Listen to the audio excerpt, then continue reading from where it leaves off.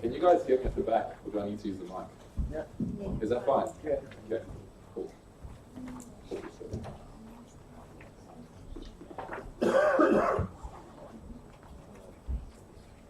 So Roland Claven from Think Brainwave and addressing the challenge of disruptive social innovation. Do you need 2 minutes to set up? Yeah, I suppose. You can have. Sure.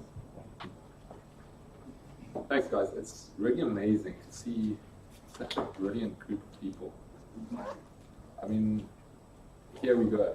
Insurance, economic, checking out your nitrates, and I mean, brilliant. How would we do this without education? This is my question. So, I studied engineering straight out of school. I don't know why.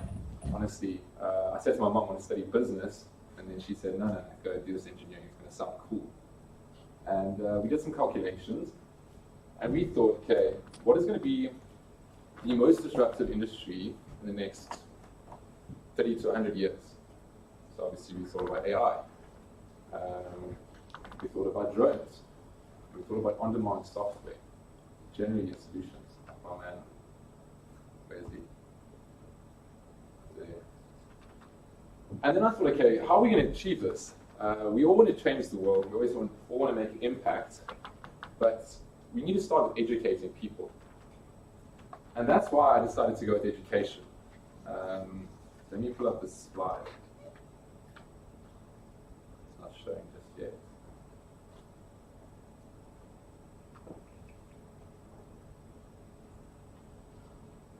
Do you want to switch across? I think just switch channels. Okay, it might sound like a boring topic, because that's what I first thought, to be honest. But then I did some research. Yeah.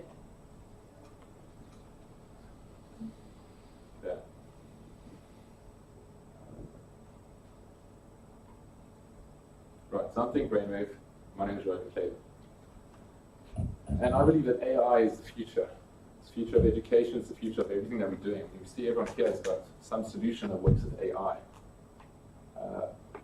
I believe, you just switch this slide up here. We believe that every child deserves a good education. I mean, we all want to implement our ideas, and we want all our customers to buy from us. But if you listen to what we just said now, how are we going to do that without an educated population? People that earn money and purchase. Generally speaking, we are moving away from a labor force, industrial sort of economy. We're now in the fourth industrial revolution, so we need to train our children to manage the fourth industrial revolution. Okay, so what's our problem? We've got these schools. We've got thousands of them. I mean, in India, you've got 280 million odd students. That's where we're targeting in 2020. South Africa now, we're rolling out with an MVP. You've got schools like in the rural areas where teachers just don't come to class, and you have students that will go home, learn a subject, and then have to teach it to their class peers. It's quite ridiculous, but this is the solution I'm looking at. My initial assumption was to target the wealthy, middle class to upper class sort of clientele. Then I realized something. For a massive impact, we actually need to target the masses. We've got 2 billion people to be on this planet that are students in 2030. How are we going to educate them? Because the more people we have, the more schools we have, and we're clearly not developing schools at the rate at which we are giving birth to children. So let's talk synergies with NTT Data. I'm working with a company called Deep Tech and Algo Analytics. Ajit from Deep Tech is helping me with the deep learning for a system for education purposes. The system, ideally, would tackle the problem of the singularity. Now, the singularity, if you're unaware, is the concept whereby we can transfer our consciousness into a computer. Sounds like science fiction, but people are working on it. So what I'm tackling now is creating a system with a hell of a lot of data input, millions and billions of metadata points that an AI can learn from and ideally teach us autonomously. The likes of CMC networks I've put up there. CMC is a data wholesaler. So the idea here is to offer a platform that is totally free in terms of data costs. Because let's be honest, if we're tackling 99% of the global population, they cannot afford data. So I was in India now, and this is what I'm talking about, Reliance. There's a guy called Mukesh Ambani. He's probably a top 10, he's sitting with like 42 billion. And he's just launched Geo. It's a telecommunications network he's just created. He started this thing from scratch. It's brilliant. But what he did was, his brother actually bugged this whole thing up. So he took over. He went and developed an entire network system throughout India. However, now the problem was, the market players had too much control. So what he did is he disrupted the market. He gave data, cell phone calling, SMSs, everything away for free for 6 months. It was so successful, he did it for another 6 months. He's got Reliance. This is a $150 billion organization. Do you know how much control he took of that market? He took 80% in 12 months. So I've been speaking to Reliance. I was there in April last year. And we're looking at partnering with them. I mean, hopefully some sort of synergy with NTT in Japan and other countries, because Reliance only focuses on India. It's like Tata, but Tata is global. The idea is to actually take their devices, there's these Geo devices that are, they're marketed to the masses, I guess, and get our app placed onto the device so every single new user that gets this phone has access to an education platform that is on it. So, basic facts. I'm in minimum viable product phase right now. It's taken me like a full year of constructing wireframes and first the development. It's been a process. We've got a 12-phase launch. I mean, I'm going to be honest, Shelly, I'm very sorry for taking so many bloody changes for this presentation, but things were just not right. I needed it to be right. First off, I had here like 15 billion revenues. That just wasn't making sense. We're looking at 5 years' time to have 100 million revenue. We will start, our first year will be, let's say, what was it? It's just under 100,000 loss. Then you're looking at $1 million profit in your second year, 2021. 2022 is about 10, then you're looking at 40, and then 90 to 100 in 5 years' time. So here's the main thing that I just want to get to, is that we need to understand that when we have a data, like a crisis, a financial crisis, we calculated in 2022 we should have our next crisis. What is going to happen when there's a crisis? Where are parents going to spend their money?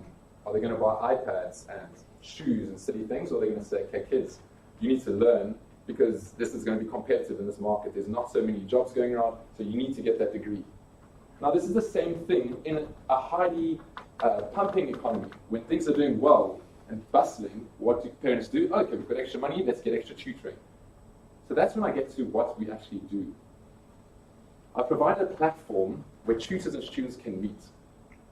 They can have a video-to-video session, so like a Skype, but it's built in with Zoom. It's integrated fully with the API. And there's the face-to-face on-demand system. That's why I like your system with the hairdressing. It's brilliant. Next is like live. I call it live. We call it that because it's like a MOOC, but we don't want to stick with the old boring name. Social media is using lives, so let's stream this thing live. It's cool. Let's do it socially. Let's do this from a large scale. So if you want to target the masses, me myself, let's say as a tutor, can put up a live session, and anybody can sign up for like $1, and they're learning at school. So if you go to school and your teacher doesn't pitch, or if you're just unhappy because your teacher just isn't making an impact in your life, what are you going to do? Oh, cool. Get myself either a tutor via video or face-to-face, or join one of these live sessions. Let's say you don't have money. You can join the platform. It's free. There's videos, there's notes, there's tests. The AI then tracks the tests, tells you into your feed, it says, okay, cool, this is what you're struggling with. These are the kind of videos you need to watch. These are the kind of notes you need to look at. And then take these tests. constantly tracking you. Should probably skip some slides. So yeah, it grades you. It feeds all of this information into your social feed. So we've all seen Facebook, how you've got a social feed. We've designed it around Facebook. We've got videos, so it's like YouTube. The idea is not to try and be some clever dude that's come up with something awesome. The idea is to take systems that are already in place that people are comfortable with using and integrate them together.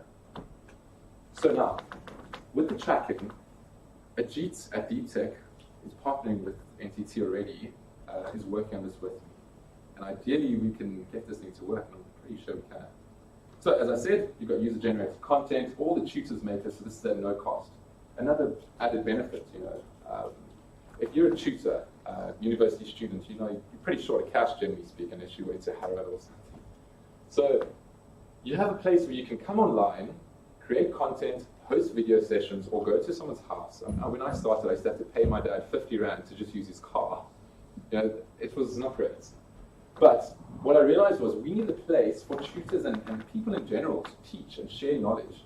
Because as AI develops, we need to develop at a faster rate. We need to beat it. So yeah, there's going to be a mobile app. We've already got the web platform. Okay, the industry size, if anyone's wondering. So this is a very important factor when I first started. According to Forbes, in 2018, the industry size was $102.8 billion. You look at Facebook. Facebook, Instagram, all these social medias are sitting at 80 billion. So this is a very substantially large business or industry. So from 102 to 220, that's what you're going to be seeing by 2022. That's big. That's a big industry. There's a lot of people on the planet that need help. So yeah, there's our numbers. Not stress too much about those.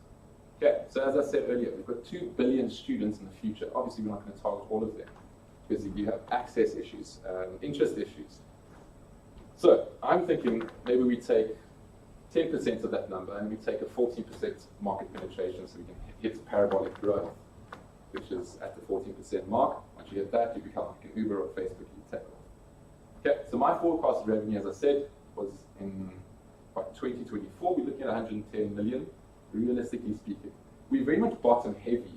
We try not to have too many overheads and costs that can hamper any growth and deviation and pivoting. Okay, so here's how we're going to go to market. We're going to pump money into blogs. Obviously, SEO is building when it builds into the site. LinkedIn, Facebook, normal stuff. Here's where I think we're going to make a big impact. With your Google AdWords, your Facebook AdWords. The problem, though, is that a lot of youngsters don't actually use Facebook anymore. Facebook is dying in terms of its usage. Sure, they've got like 2.3 billion users registered, but the problem is youngsters don't see it as cool anymore. Our generation thought it was cool, but not really anymore. And yeah, as you saw, reliance. Okay, real market competitors. Byju's, based in India. This guy started this business 7 years ago, but 3 years ago he developed an app. This app is worth over $1 billion now. If you guys know Naspers, probably heard them, 10 cents. Naspers just pumped 500 million in December into Byju's. So what they're doing is they create these animated cool videos. The problem is it costs a hell of a lot of money to do it. So their growth is great, obviously, but I'd say they're probably the biggest in the industry, but they only do animated videos. They do some sort of artificial intelligence tracking, like a learner journey, I guess, but can't really see it. The Reliance has just invested in Embark. As you can see, they've invested $180 million, giving them a post-valuation of $250 million. There's a hub. There's a buzz in this industry. This is the concept. Cool. Here's some of the partners. As you can see, started aeronautical engineering, dropped out when I started this.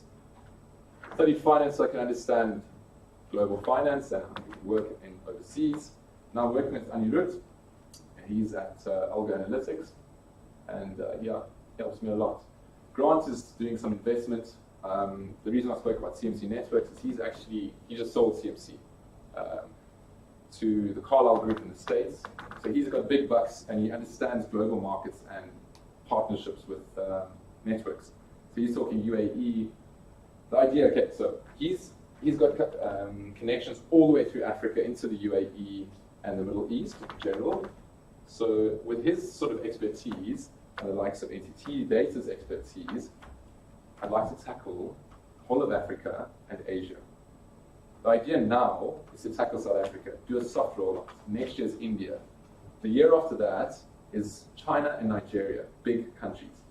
The problem though, you need the right sort of connections there. That's why you get someone like Roland. Right.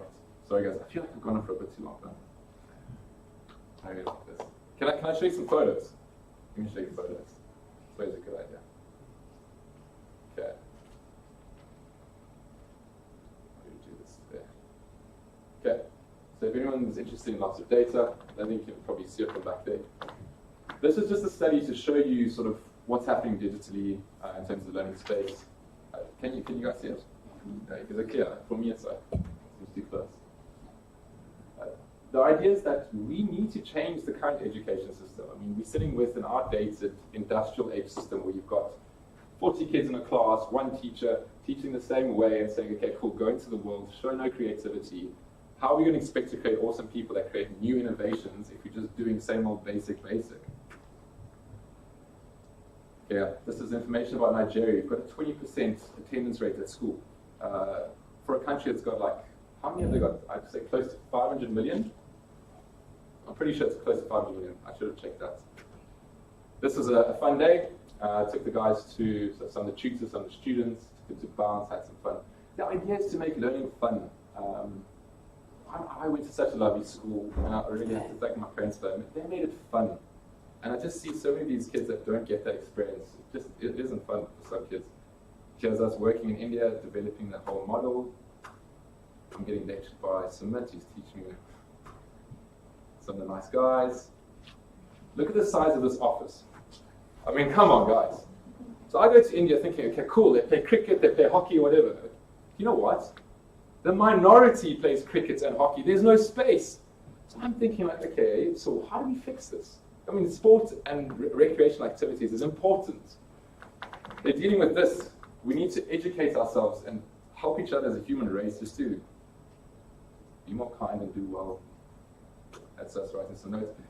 This is a company that I love.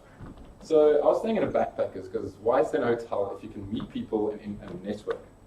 I met this company called Clap Global, and what they do is they take travelers and you go to these kids' schools and you just explain like who you are, you're about your country, and you just inspire them, make them feel good about their day. Thanks, guys. Really appreciate it.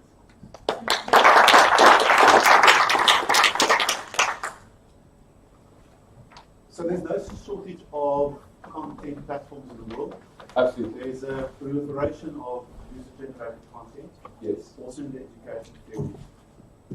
What is it that you can do to make that really change education? I understand there's a need. Yeah. I understand content is already out there. Yeah. Where's the magic source? The magic source is that it's totally free. It's like YouTube. You don't have to stress about getting onto this thing and paying subscription fees. Here you've got a system where you can upload videos. Let's say all of us uploaded the same video, grade 10 maths. Then let's say there's a group of 1,000 kids out there and they all watch these videos. They all rate these videos. Then the notes and the tests that you all prepared as connected material, and then they view the material. So they keep on viewing. The algorithm in the back end says, okay, cool, this is clearly good content. Keep this content. That one has got a few views and not many likes. Get rid of that. We don't want duplicates. So what we're doing is we're refining the quality of the videos and content. So future generations can look at this and go, this is what we need to learn. And then what we do is we then allow that to be on a platform. Places like Sierra Leone, South Africa even. Kids can go online, they can view this content, and they can get educated.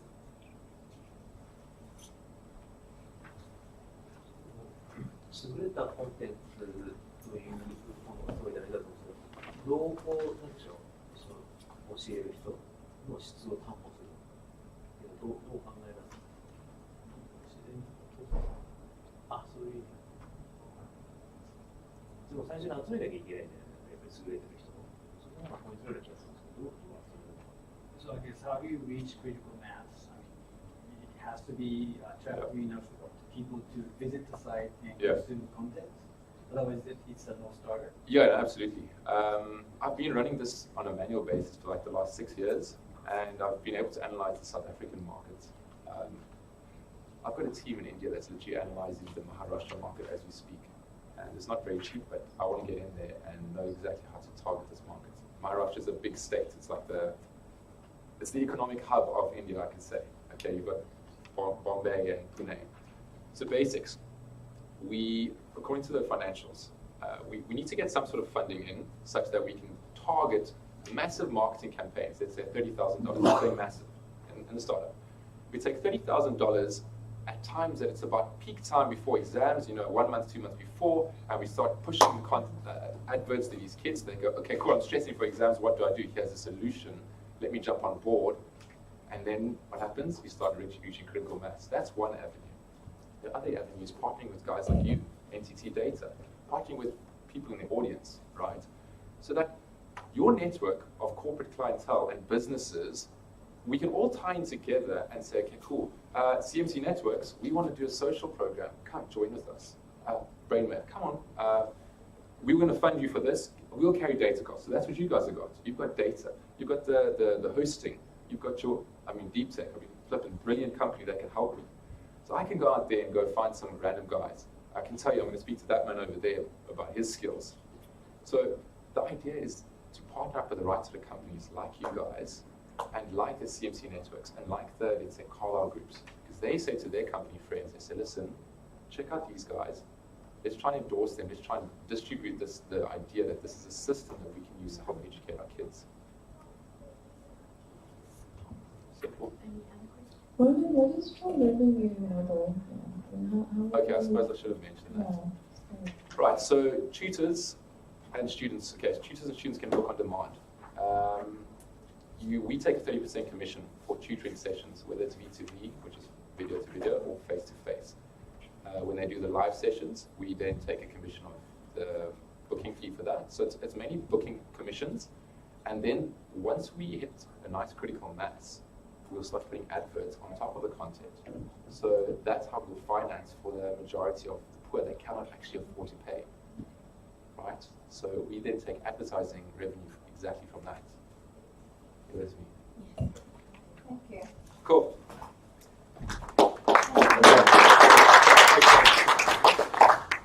So I think we'll reconvene at 1:30. There's lunch served in the sandbar area, and there's a gin bar as well. Like a Friday afternoon. And the judges will deliberate somewhere else for a time, and then we'll come back to announce the winners at 1:30. After the gin. Or we can do it while In the gin bar. Friday afternoon.